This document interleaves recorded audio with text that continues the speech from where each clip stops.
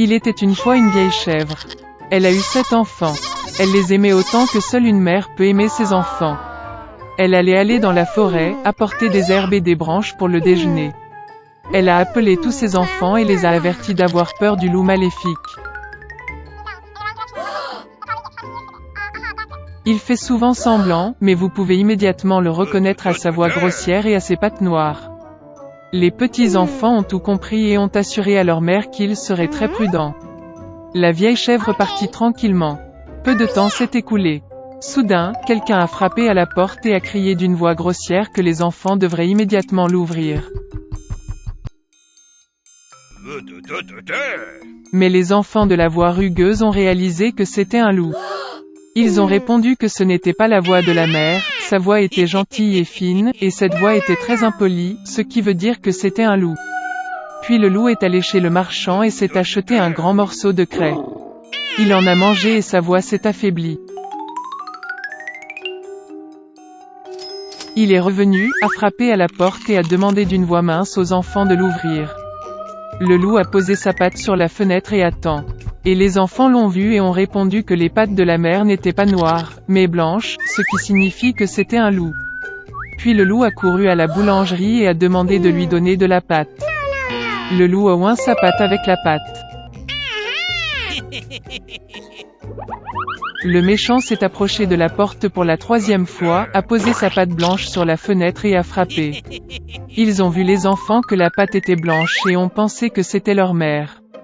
Ils ont ouvert la porte, mais il y avait un loup devant eux.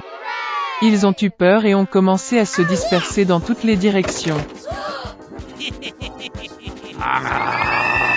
Un enfant a sauté sous la table, un autre sur le lit, le 3e sur la cuisinière, le 4e dans la cuisine, le 5e dans le placard, le 6e sous l'évier et le 7e s'est caché dans l'horloge du grand-père. Mais le loup les trouva tous, ouvrit ses mâchoires et avala un à un. Une seule chose qu'il n'a pas trouvée, le plus jeune, qui s'est caché dans l'horloge. Après avoir mangé à sa faim, le loup est parti. Il s'allongea sur une prairie verte sous un arbre et s'endormit. Bientôt, une vieille chèvre rentra de la forêt. Oh, qu'est-ce qu'elle a vu là-bas? La porte était grande ouverte. La table, les chaises, les bancs ont été renversés, le lavabo a été cassé, les oreillers et les couvertures ont été jetés du lit. Elle a commencé à chercher ses enfants, mais elle n'a pu les trouver nulle part. Je les ai appelés par leur nom, mais personne n'a répondu. Elle s'approcha de l'horloge, et en réponse, il y eut une voix mince du plus jeune enfant. Elle l'a fait sortir de là et il a dit qu'un loup est venu et a mangé tout le monde. Comment la chèvre a pleuré pour ses pauvres enfants.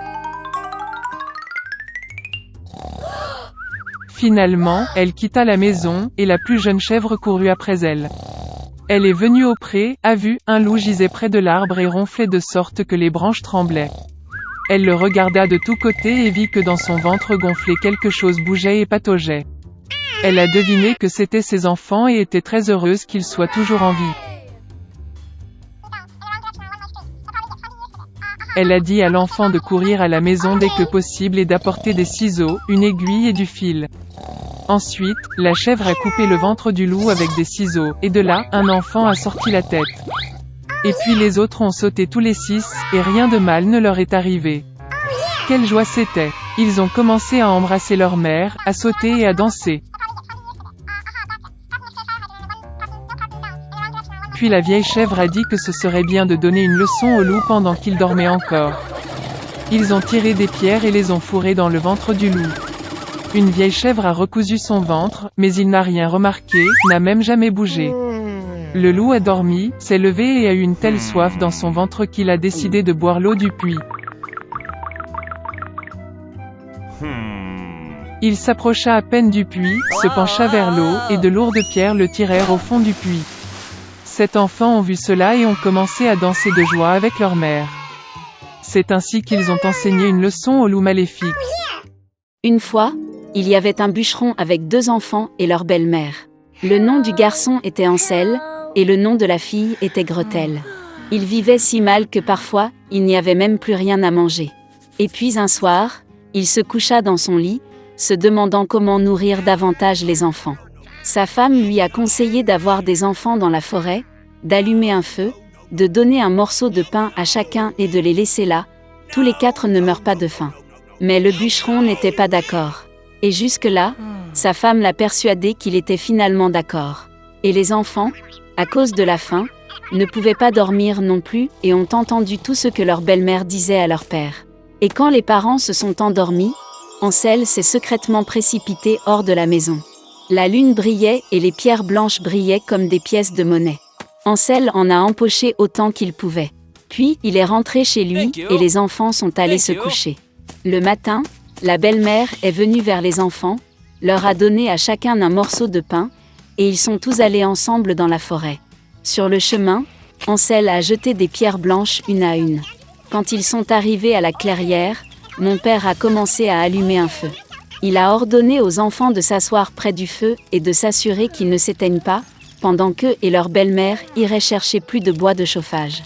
Ils s'assirent, fatigués, et s'endormirent. Quand les enfants se sont réveillés, c'était une nuit noire tout autour. Et quand un mois complet s'était levé dans le ciel, Hansel prit sa sœur par la main et partit, cherchant le chemin à travers les cailloux, qui brillaient comme des pièces de monnaie neuve, et leur montra le chemin. Ils ont marché toute la nuit. À l'aube, ils sont venus chez leur père. Un certain temps passa. Et les enfants ont de nouveau entendu comment la belle-mère a commencé une nuit à supplier leur père de se débarrasser des enfants. Il a refusé, mais sa femme ne voulait pas l'écouter, elle l'a maudit et lui a exprimé toutes sortes de reproches. Lorsque les parents se sont endormis, Hansel, comme la dernière fois, a voulu ramasser des pierres, mais sa belle-mère a verrouillé la porte et le garçon n'a pas pu quitter la maison. Tôt le matin, les enfants ont reçu un morceau de pain chacun, encore moins que la fois précédente. Sur le chemin de la forêt, Hansel déchiqueta son morceau dans sa poche et jeta les miettes par terre. La belle-mère les a emmenés encore plus loin dans la forêt. Encore une fois, un grand feu a été allumé, et le père a ordonné aux enfants de regarder le feu pendant qu'eux et leur belle-mère coupaient encore du bois. À l'heure du déjeuner, Gretel partagea son morceau de pain avec Hansel. Et ils se sont endormis. Nous nous sommes réveillés lorsque la nuit noire est tombée. Et puis un mois est arrivé, et ils se sont réunis sur leur chemin, mais ils n'ont pas pu trouver une seule miette, parce que des milliers d'oiseaux flottants dans la forêt avaient depuis longtemps mangé ces miettes. Les enfants ont donc marché très longtemps, mais ils ne pouvaient pas sortir de la forêt. Soudain, la route les a conduits à la cabane. En s'approchant, les enfants ont vu que la maison était entièrement faite de pain et de biscuits, et que les fenêtres étaient en sucre pur. Hansel tendit la main et cassa un morceau du toit, tandis que Gretel s'approcha de la fenêtre et commença à ronger ses fenêtres. Et puis la porte de la hutte s'est ouverte en grand, et la vieille femme est sortie, appuyée sur une béquille. Hansel et Gretel avaient tellement peur qu'ils ont même laissé tomber leurs friandises de leurs mains. Et la vieille femme a été gentille et les a invités à sa hutte. Il y avait déjà de la nourriture abondante sur la table, du lait, des biscuits, des pommes et des noix. Après le dîner, la vieille femme fit 2 lits propres pour les enfants, et Hansel et sa sœur pensèrent qu'il était au paradis. Mais la vieille femme prétendait seulement être affectueuse, mais en fait c'était une méchante sorcière, qui construisit sa cabane à pain dans ce but afin d'attirer les enfants. Tôt le matin, pendant que les enfants dormaient, elle prit Hansel et le mit dans une petite cage. Et elle a ordonné à sa sœur de faire tout ce que la méchante sorcière exigeait d'elle. La vieille femme décida d'engraisser le garçon pour le manger plus tard. Gretel a donc commencé à cuisiner les plats les plus délicieux pour Hansel, et elle-même n'a eu que des restes. Un certain temps passa, et le garçon ne grossit pas. Puis la vieille femme ne voulut plus attendre et décida de cuisiner et de manger Hansel. Elle a ordonné à Gretel d'allumer le poêle et d'appliquer de l'eau. Lorsque le poêle s'est réchauffé, la vieille femme lui a ordonné de monter dans le poêle et de voir s'il faisait assez chaud. Elle a donc voulu pousser la fille dans le feu et la faire cuire. Mais Gretel savait ce qu'elle pensait.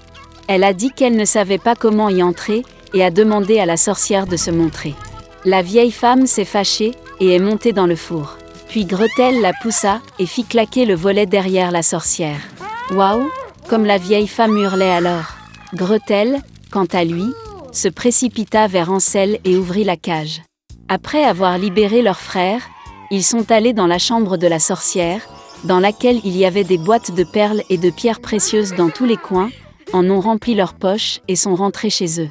Pendant plusieurs jours, les enfants cherchaient le chemin du retour. La forêt leur parut de plus en plus familière, et enfin ils virent au loin la maison de leur père. Comme il était heureux de voir ses enfants vivants.